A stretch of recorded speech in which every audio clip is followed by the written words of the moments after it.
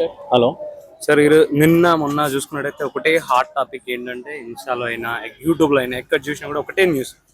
Co living వద్దు అని చెప్పినందుకు పేరెంట్స్ ని వాళ్ళ చెల్లెను చంపేసింది. ఇది ఎంతవరకు కరెక్ట్ అని మీరు అనుకుంటున్నారు? అలా అనుకుంటే వాళ్ళ తల్లిదండ్రులు పుట్టంగా చంపేయాలంటే చంపేస్తారు. ఇలాంటివి చేయడం ఎందుకు?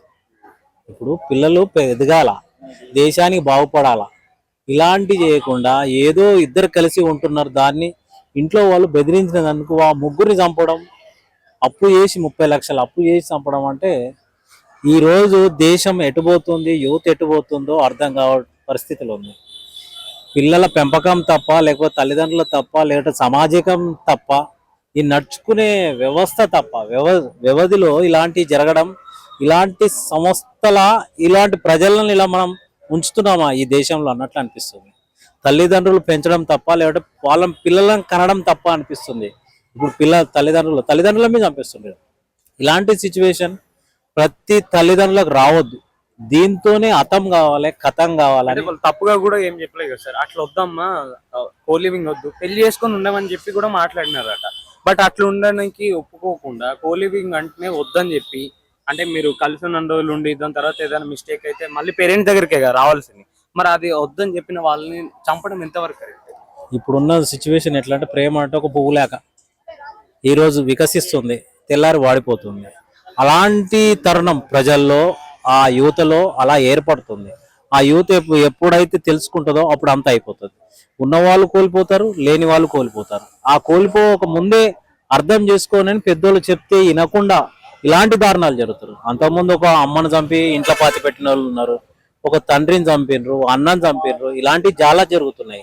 దీని మీద ప్రజలు ఒక స్టడీగా తీసుకొని తల్లిదండ్రులు పిల్లల ప్రేరణ ఏంటంటే హాస్టల్ అని ఎక్కడో ఉంచి వాళ్ళ చదువు గురించి బాగు చూస్తుంటే తల్లిదండ్రులకే ఈరోజు పెను ప్రమాదం ఉంది, వాళ్ళనే చంపేస్తున్నారు.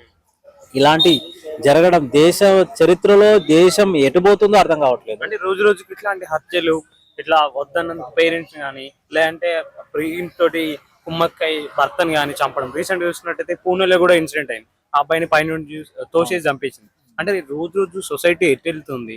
మర్డర్ చేసినంటే వాటర్ అయినంట ఈజీగా చంపేస్తున్నారు సార్. అంటే వీళ్ళకు కఠిన శిక్ష లేకనేనా?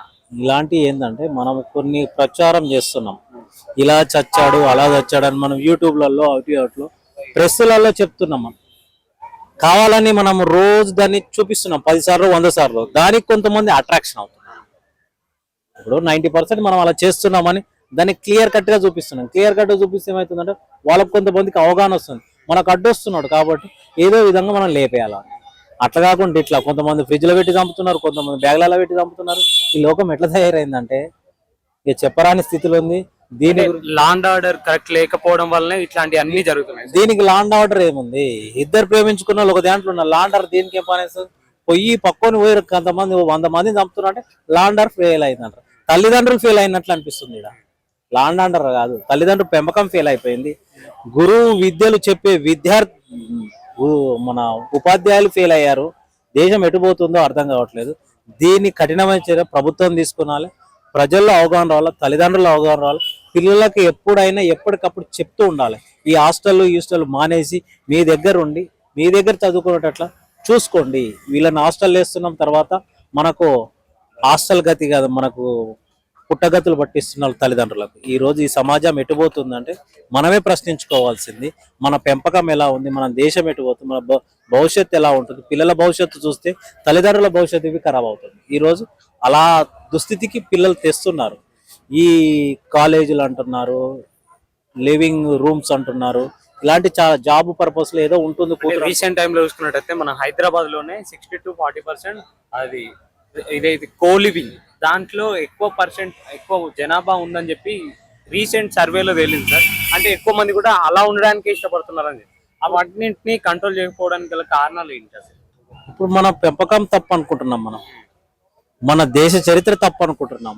మనం ఎక్కడ పనిచేస్తున్నాం? మనం ఈరోజు మన దేశంలో పనిచేస్తున్నాం, వేరే దేశాలకు పనిచేస్తున్నాం. మనం అక్కడి స్టైల్ అంతా మనం అనుభవిస్తున్నట్లు కనబడుతుంది. ఇప్పుడు మన దేశ చరిత్రలో లేని వేరే చరిత్రలు మనం తీసుకుంటున్నామని అనిపిస్తుంది ఈరోజు.